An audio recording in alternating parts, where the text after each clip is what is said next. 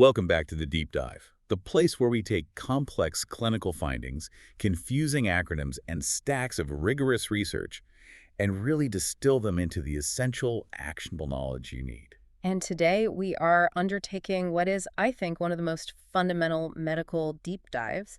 We're trying to understand the relationship between how you feel and what is actually happening beneath the surface. Right. We're decoding the gastric labyrinth. That's a great way to put it. I mean, if you've ever dealt with that grinding, persistent ache in your upper abdomen, or that relentless, just unexplained fullness, Yeah. your mind immediately goes to the worst-case scenario. Oh, absolutely. The intuitive thought is always, my symptoms are intense, they're severe, so the underlying condition must be severe. You're thinking a massive ulcer or something immediately catastrophic. And that expectation is precisely what our source material today just.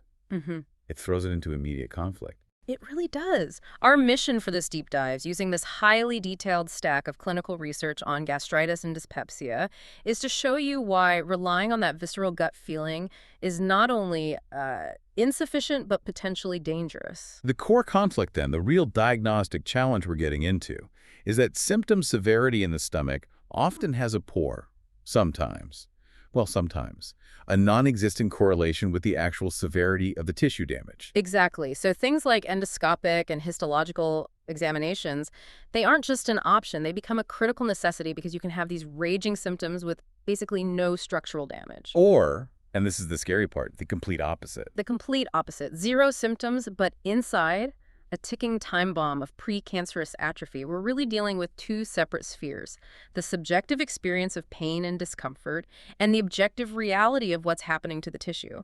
And they just frequently fail to overlap. Okay, let's unpack this then. I think we need to start by establishing some ground rules, maybe some definitions that often get confused in, common conversation. Good idea. Let's draw a hard line right now between the symptoms, which we're going to call dyspepsia, and the actual physical structural inflammation in the tissue, which is gastritis. Perfect. So let's begin with that vocabulary. When clinicians talk about acute gastritis, they mean that sudden, sometimes really severe onset of those classic stomach complaints. Epigastric pain, intense bloating, nausea, maybe even vomiting. Right. And that whole set of symptoms, regardless of what's causing it, is broadly classified as dyspepsia. And what's interesting, and the clinical research really establishes this, is that these acute episodes are usually self-limiting. They just resolve on their own. They do, whether it was a minor infection or maybe an unfortunate meal choice or a reaction to too many NSIs, the body typically repairs itself and the symptoms they dissipate. Okay, but then you have this much more nebulous category of chronic gastritis. Yeah. And this is where the language gets very, very tricky. It does, because in popular usage, and even in some, older clinical terms, chronic gastritis just became a synonym for chronic, persistent dyspeptic symptoms. That low-grade ache that just never fully goes away. But the contemporary research we've looked at just throws cold water on that simple equation. It really does. The data overwhelmingly suggests that the presence of those persistent, lingering symptoms, that chronic dyspepsia, it has a poor, almost non-existent correlation with the actual histological or endoscopic diagnosis of long-term structural gastritis. So just to be crystal clear, you can be miserable for years and have a scope show no definitive structural pathology. That's it, exactly. And that leads us to this, frankly, terrifying concept of the asymptomatic threat. Gastritis, at its root, is defined by structural change, inflammation, erosion, atrophy in the stomach lining. The true danger is in the silent progression of the disease. I think this might be the single most crucial takeaway for anyone listening. The types of gastritis that carry the highest long-term risk, the ones you really need to worry about, are frequently the quietest. The sources highlight that the dominant cause of chronic gastritis globally, which is H. pylori-associated chronic gastritis, can remain entirely asymptomatic for years, even decades. Think about it. There are millions, maybe billions of people worldwide living with persistent H. pylori colonization. The bacteria is actively inducing chronic inflammation in their gastric mucosa that's invariably leading to tissue change, yet the person feels absolutely nothing. They have no idea this whole structural process is underway. None at all. So wait, someone could feel perfectly fine, have this chronic, ticking time bomb in their stomach, and the only warning sign might be some incidental finding on a random checkup. That, or worse, the eventual diagnosis of a severe complication down the line. That's why we stress this paradox. While they feel fine, that unchecked chronic gastritis is gradually progressing. The most feared consequence, of course, is that pathway to gastric cancer, what we call the urea cascade. And while the rate of that progression is thankfully slow and pretty unpredictable, The silent underlying risk is always present, as long as that H. pylori remains untreated. and this silent threat isn't just limited to the infectious route. The sources also note that autoimmune gastritis, or AIG, is also frequently asymptomatic, at least in terms of localized GI pain. Yeah, AIG is a whole different beast. It's Yeah. caused by the body mistakenly attacking its own stomach cells, specifically the parietal cells. And this is a profound structural failure, yet the patient rarely comes in complaining of acute epigastric pain. Why is that? Well, the damage is so gradual and so systemic that they usually only seek medical attention, incidentally, when they get diagnosed with the downstream effect. The anemias. Exactly. Severe anemias like megaloblastic anemia, pernicious anemia, or just plain iron deficiency anemia. The stomach has been silently deteriorating for a long, long time before the systemic failure. The inability to absorb vital nutrients finally becomes evident. So if we synthesize all of this, dyspepsia is the symptom complex. That postprandial fullness, the early satiation, the pain, the burning, but it's highly nonspecific. Right.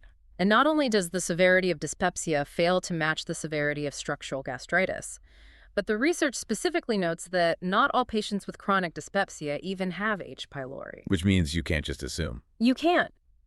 An initial H. pylori infection might cause acute noticeable symptoms, but those symptoms often resolve even though the bacterial colonization itself persists.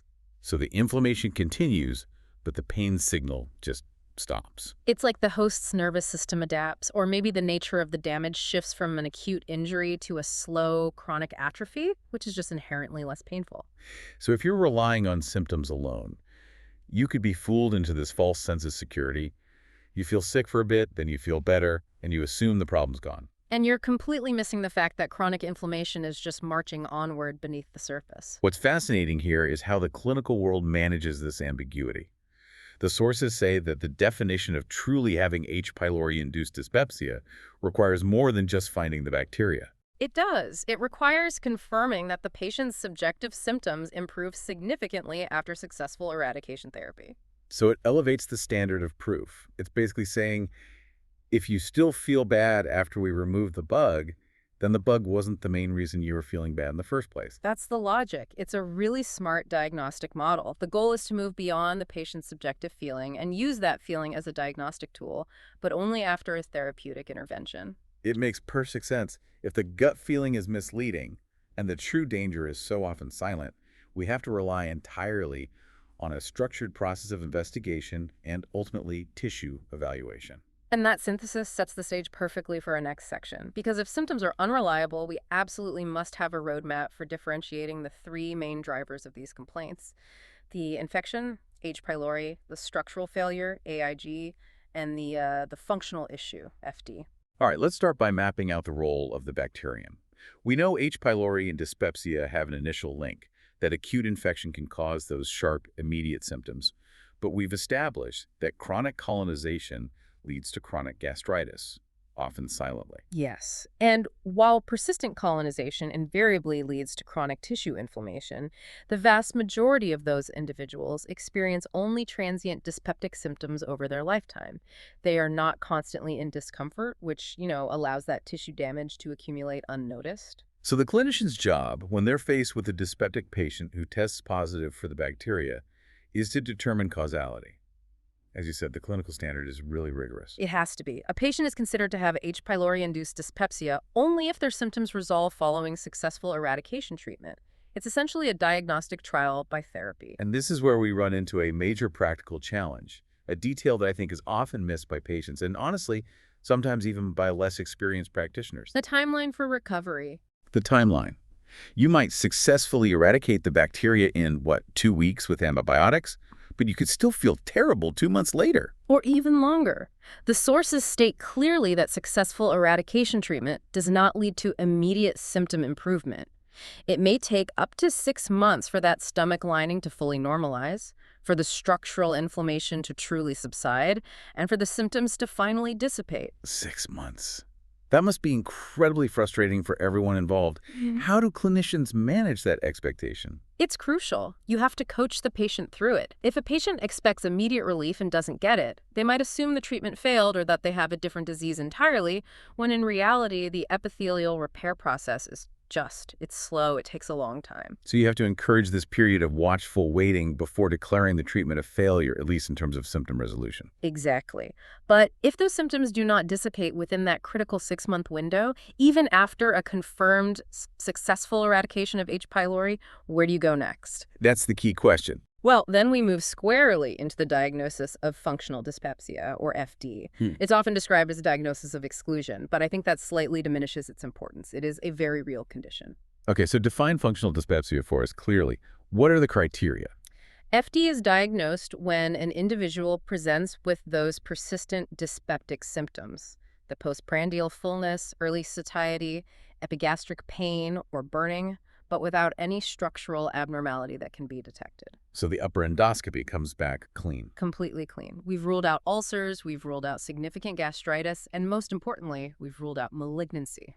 And the consensus guidelines are very specific about the clinical pathway that leads to this diagnosis, right? Very specific.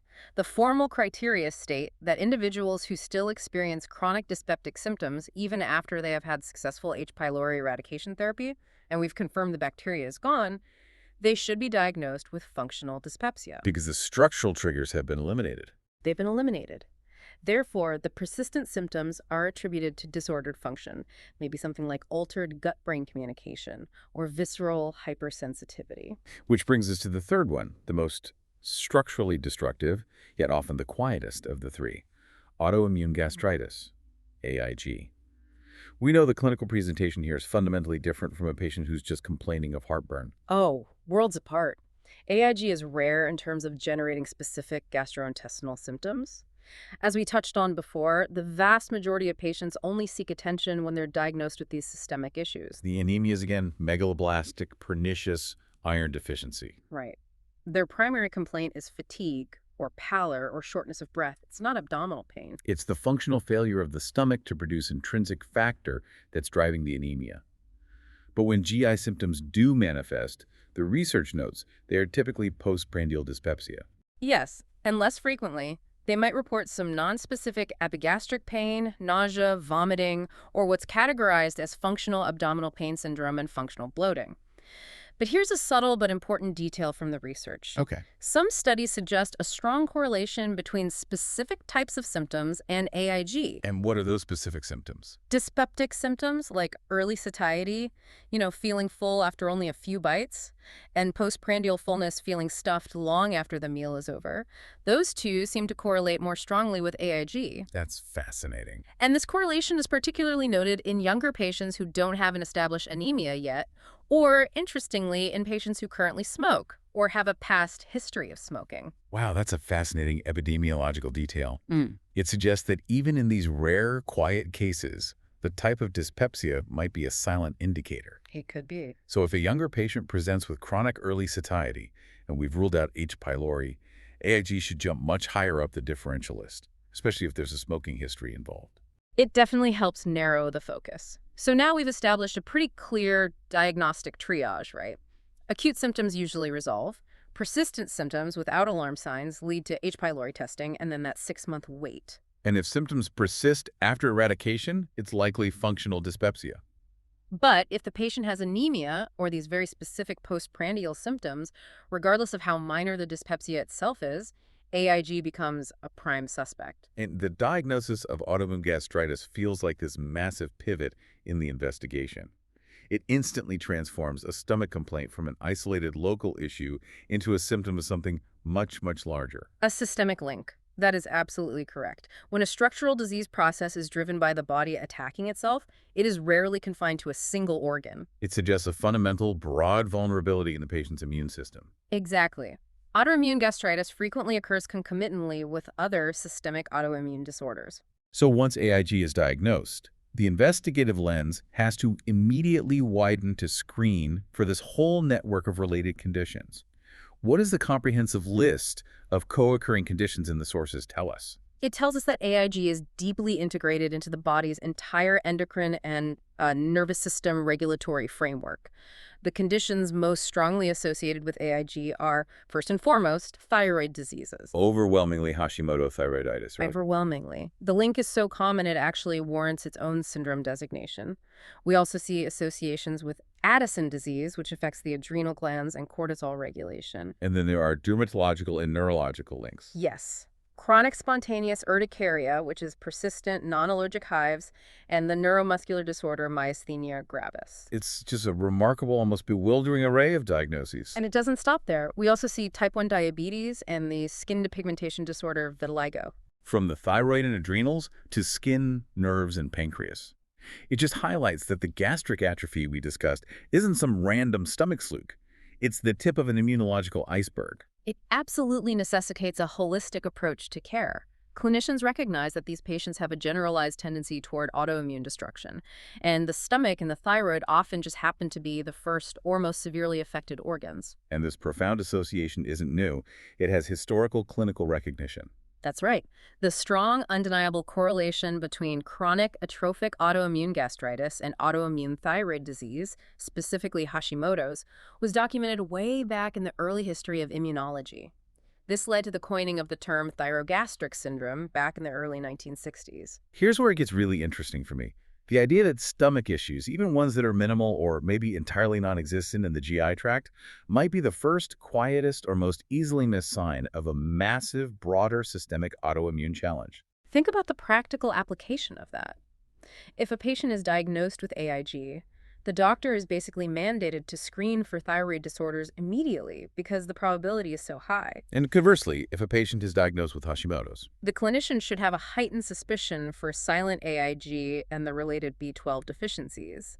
The syndromes mirror each other. but why this specific link? The stomach and the thyroid. Is there a common immunological trigger or some kind of cellular similarity that makes them both vulnerable? That's the million-dollar question. While the exact single trigger remains complex and is likely multifactorial, both the thyroid gland cells and the stomach's parietal cells share common antigen-specific protein structures on their surface. So the immune system gets confused. It's a case of what we call molecular mimicry or cross-reactivity. The immune system mistakenly targets these antigens, and that allows the autoimmune attack to spread to both organs simultaneously. They are, from an immunological perspective, very similar targets. That makes the syndrome so much more tangible. It moves the focus of care entirely beyond just managing stomach inflammation to managing a patient's systemic autoimmune tendency for life. Right. Recognizing thyrogastric syndrome means treating the gastric atrophy while simultaneously implementing comprehensive surveillance for the thyroid, the adrenal glands, blood sugar regulation, and so on. It reinforces our initial paradox perfectly. Yeah.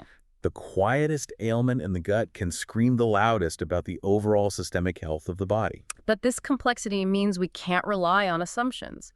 We need a highly structured, stepwise evaluation to connect all these dots. We've established that symptoms are unreliable and that the systemic connections are profound. This means the diagnostic roadmap has to be rigid. The sources stress that while medical history and blood tests are absolutely valuable, especially for looking for those systemic autoimmune links, it's endoscopy and biopsy that are the gold standards for definitive diagnosis. They are the gold standard because they provide the indisputable evidence of what's happening at the cellular level. They're required to identify the distribution, the severity, and crucially, the underlying cause of the gastritis, whether it's primarily H. pylori-driven atrophy or autoimmune damage, or simply structural normalcy pointing toward functional issues. So this stepwise evaluation is fundamentally about risk management. Clinicians need to know when to proceed with the less invasive test and treat strategy for H. pylori and when to immediately escalate to the invasive procedure. And that decision is governed by the presence of alarm signs. The clinical red flags. These are the specific symptoms or factors that immediately override any initial, less invasive strategy. If any of these are present alongside dyspepsia, they absolutely mandate further immediate evaluation. Meaning an upper GI endoscopy and comprehensive histological examination of biopsy. Yes. These are non-negotiable triggers for advanced screening because they strongly suggest malignancy or some other severe underlying structural disease. Okay, we need to detail these 8 alarm signs, as they really represent the threshold between managing minor discomfort and investigating a potentially life-threatening condition. The sources list them very clearly. If you present with dyspepsia plus any of the following, advanced evaluation is required. First, new onset symptoms at an advanced age. The common clinical cutoff here is 60 or older. And why 60? Is that just an arbitrary number? Not at all. It's based on epidemiological data. The background rate of gastric cancer risk just dramatically increases after that age. Okay, that makes sense. What's number 2? Second, unexplained weight loss. This is a classic sign of malignancy, where disease processes are consuming vital calories and suppressing appetite. Number 3. Third, any evidence of bleeding, whether it's visible like vomiting blood or having black stools, or a PULT, meaning it's found on routine lab work.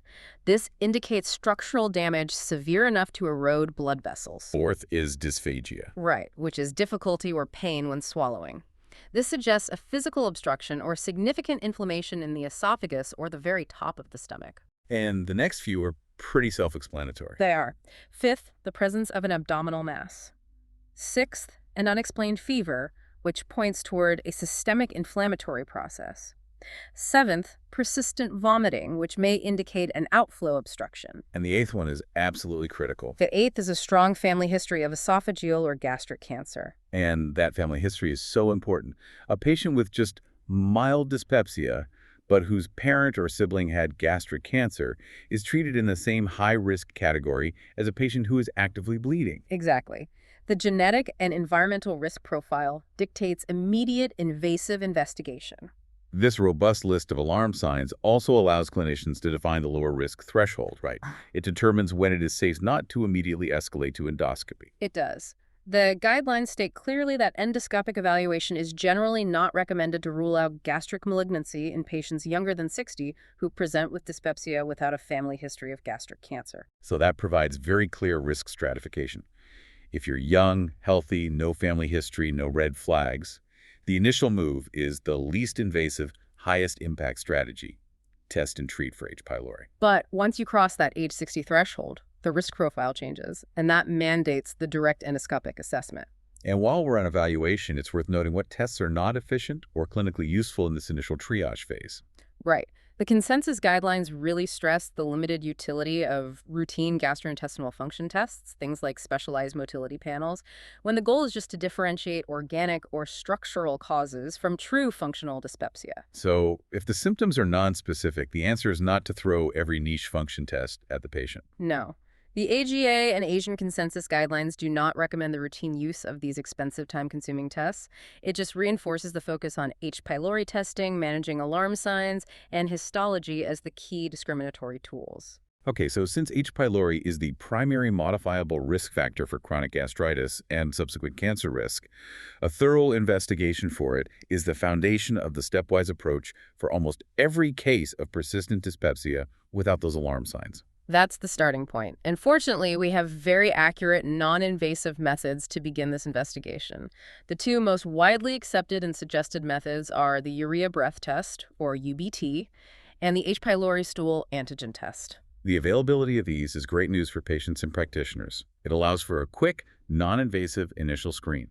But which one is best? Do the sources have a preference? They do. The sources provide excellent data referencing a recent Cochrane review that compared the accuracy of these non-invasive methods. And what did that review conclude? It found that in the majority of patients, so those without a prior gastrectomy and not currently taking antibiotics or proton pump inhibitors, PPIs, which suppress acid, the UBT was found to be more diagnostically accurate than serology, which is blood tests, or the stool antigen detection. So why is the UBT considered superior? Can you walk us through how it works? You drink a solution and then breathe into a bag, right?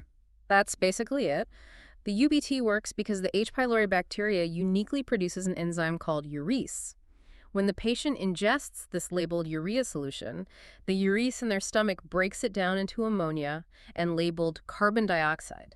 And you detect that labeled carbon dioxide in the patient's breath. Exactly. It is a direct test for the activity of the living bacteria, which makes it highly specific.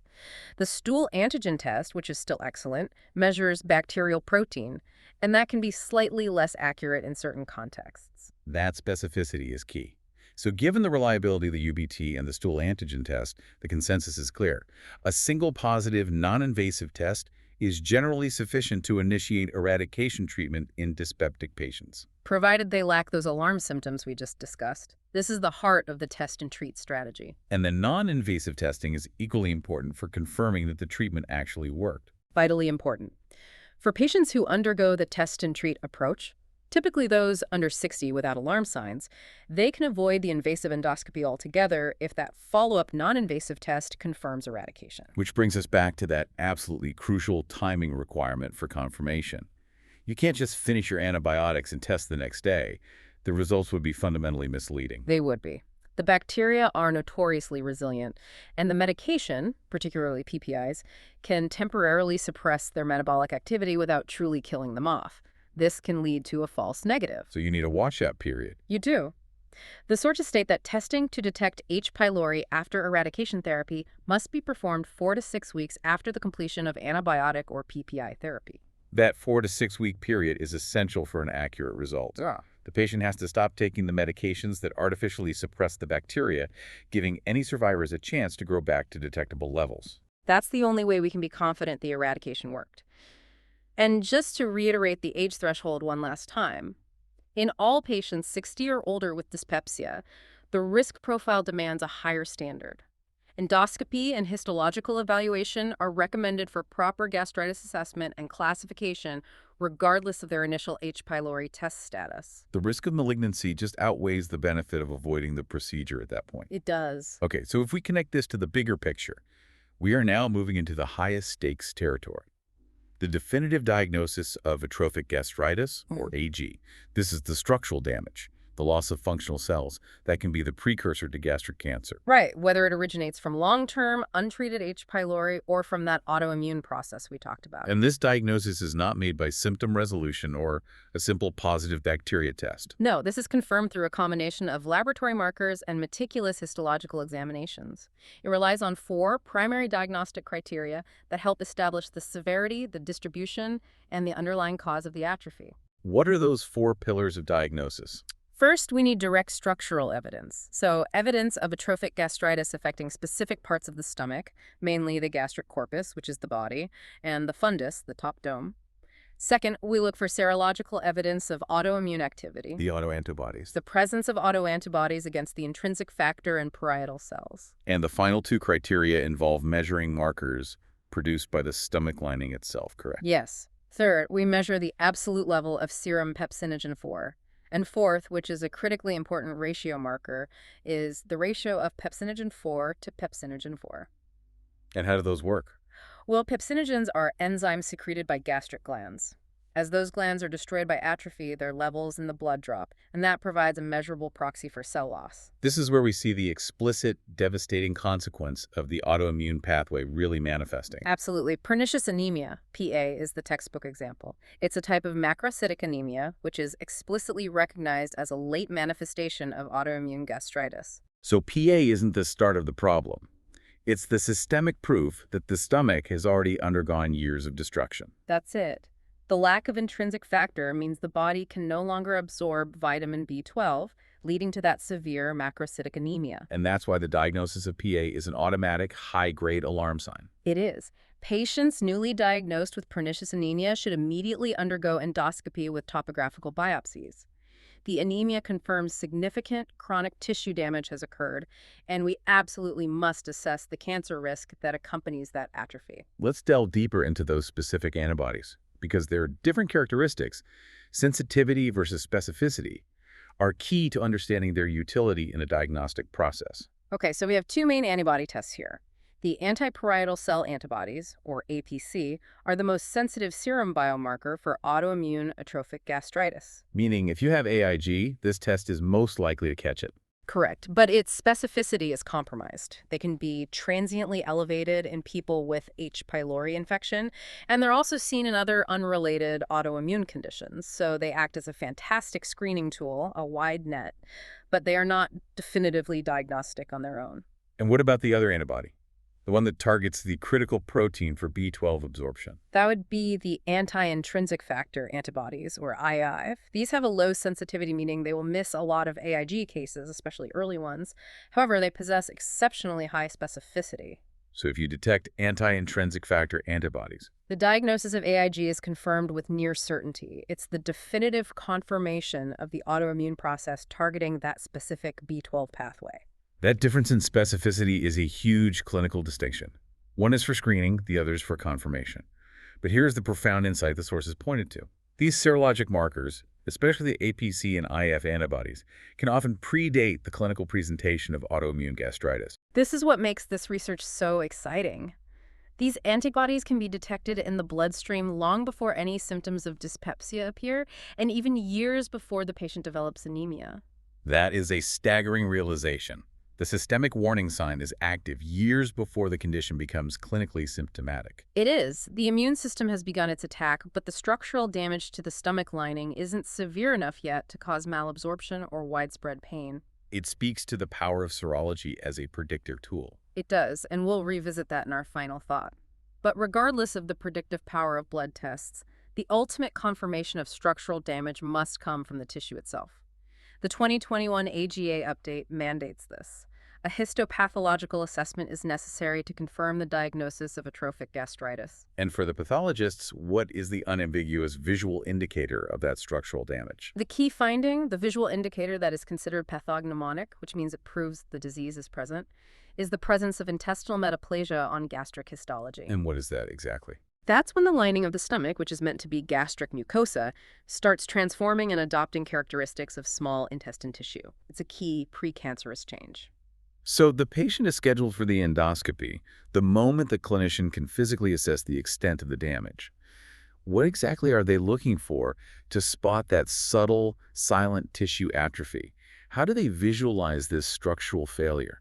Well, atrophic gastritis presents with several distinct, though often subtle, visual markers.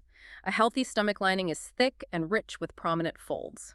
Atrophy, however, reveals a pale gastric mucosa. The chronic inflammation and loss of tissue causes a noticeable mucosal thinning. And what's the key giveaway that the tissue is abnormally thin? The thinning allows for an enhanced visibility of the underlying submucosal vasculature. You can see the veins and small vessels much more clearly through the transparent lining, which is not normal for a healthy stomach. And you lose the folds. You get a loss of the characteristic gastric folds, making the lining look smooth, almost washed out, particularly in the stomach body, the corpus. But relying on simple white light visualization can be subjective. This is where advanced imaging techniques come into play to boost diagnostic accuracy. Absolutely. Clinicians now use techniques like high-definition white light endoscopy, HDWLE, and narrowband imaging, NBI. These technologies aren't just clearer cameras, they manipulate light wavelengths to enhance contrast and highlight the tiny changes in mucosal architecture. And the diagnostic metrics for this advanced visualization are pretty remarkable. They are. The combination of HDWLE and NBI boasts an 87% sensitivity and a 97% specificity for detecting that crucial precancerous change intestinal metaplasia, even without using specialized magnifying endoscopy.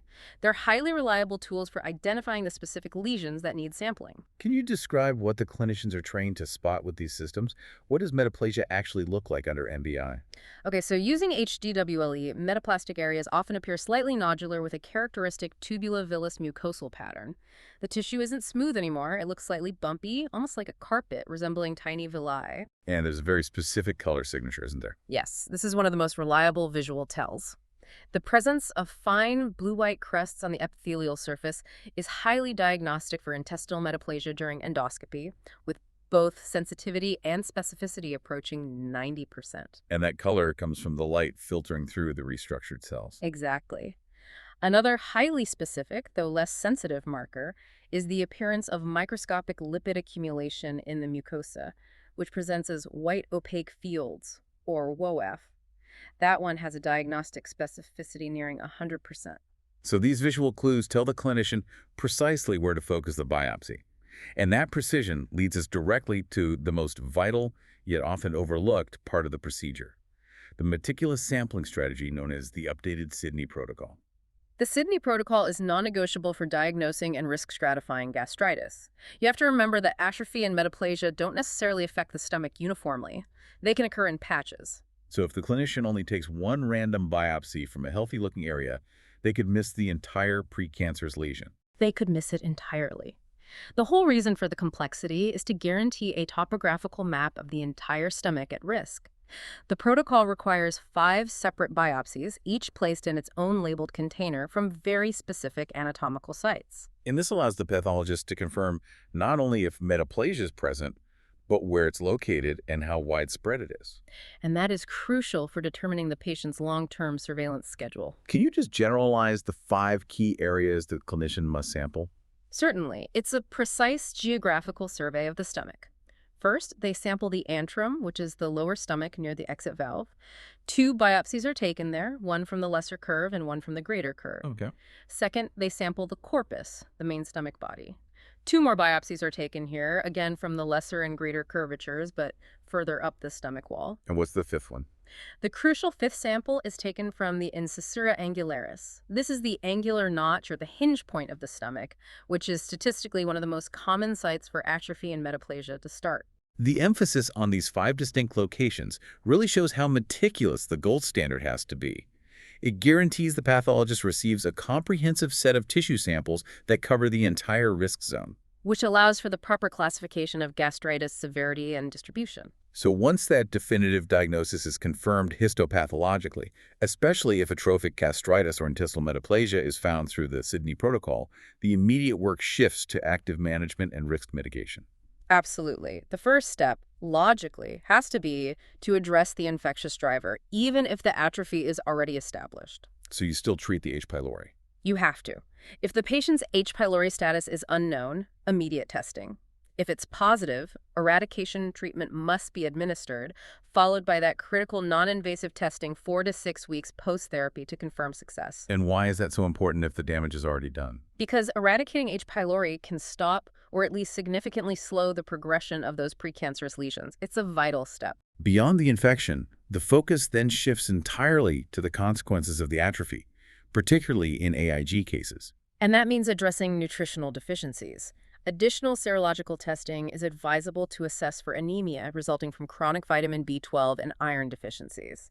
For AIG patients, B12 supplements, often by injection, become a lifelong necessity. Because the stomach can no longer produce the intrinsic factor needed for absorption. Correct. And because we established that systemic link, testing should also confirm the autoimmune component and screen for co-occurring conditions. Testing for the antibodies and for thyroid disorders. Yes. Anti-parietal cell and anti-intrinsic factor antibodies, and critically, screening for thyroid disorders given the risk of thyrogastric syndrome. This comprehensive approach leads directly to the long-term plan. Surveillance.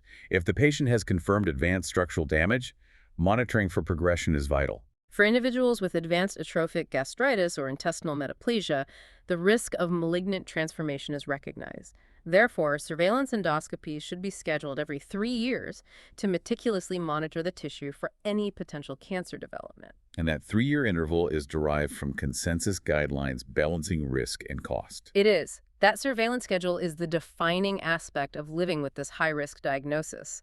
It's a commitment to checking the tissue periodically to catch any malignant changes at the earliest, most treatable stage. We should also revisit the serological testing for pepsinogens of ferritin 2. While not always used in low-risk populations, you said it provides valuable insights, especially in geographical areas with a high incidence of gastric cancer. It does. In those high-incidence areas, the pepsinogen test essentially becomes a mass screening tool to identify the highest-risk individuals who need that 3-year surveillance immediately. What are the thresholds for that? Specific thresholds have been established as strong indicators of severe corpus atrophy. Serum pepsinogen I levels below 70 big EL and a low pepsinogen I to pepsinogen 2 ratio have high sensitivity and specificity for indicating severe atrophy. So this non-invasive lab work acts as a key risk assessment tool, guiding which patients must go straight to the endoscopic gold standard. Precisely. So what does this all mean? We started with the assumption that severe symptoms mean severe disease, and we found the exact opposite is often true. The diagnostic process for stomach complaints is this sophisticated act of decoupling symptoms from structure. You have to. We've learned that relying on feeling is just insufficient. The path to diagnosis requires a careful, measured series of steps: H. pylori management, robust alarm sign triage, and ultimately relying on these specific visual markers and the meticulous anatomical sampling defined by the 5-point Sydney protocol. At the end of the day, you must always trust the tissue over the feeling. We began this deep dive into the gastric labyrinth by acknowledging that common, frustrating experience of persistent stomach pain, expecting that high discomfort should correlate with high danger. And what we uncovered was this profound and counterintuitive symptom paradox. The most critical conditions, chronic H. pylori and autoimmune gastritis, are often silent until they manifest as anemia, systemic disease like thyroid gastric syndrome, or, malignancy risk. We traced the clinical path from acute dyspepsia through that 6-month therapeutic trial and into the diagnosis of exclusion, which is functional dyspepsia. And finally, we detailed the meticulous mandatory protocols that guide modern investigation, stressing that the difference between feeling sick and having underlying silent tissue damage is vast. Yeah, and that gap is bridged only by the gold standard of endoscopy and the precise topographical Sydney biopsy blueprint. Our journey really showed that the critical knowledge often lies not in what the patient feels, but in what is silently changing in the tissue, often driven by the patient's own immune system. And as we close, let's return to that powerful insight regarding the serology of autoimmune gastritis. We learned that antiparietal cell and anti-intrinsic factor antibodies, the highly specific markers for AIG, can often predate the clinical presentation of the disease. They can appear in the bloodstream long before any symptoms of dyspepsia or even anemia are established. This raises a really important question that could fundamentally shift our approach to gastric health. It could. If we implemented large-scale serological screening efforts that routinely detect these antibodies in otherwise asymptomatic populations, we could identify high-risk individuals years, maybe even decades, before the onset of structural damage. It's an intriguing thought. Could we start B12 supplementation and the 3-year surveillance protocols before significant tissue atrophy has even occurred? Could that fundamentally change how we approach the prevention of gastric cancer and pernicious anemia worldwide? It gives us something truly powerful to mull over as we consider the future of predictive medicine. That's a deep dive for another time. Thanks for listening. Always a pleasure.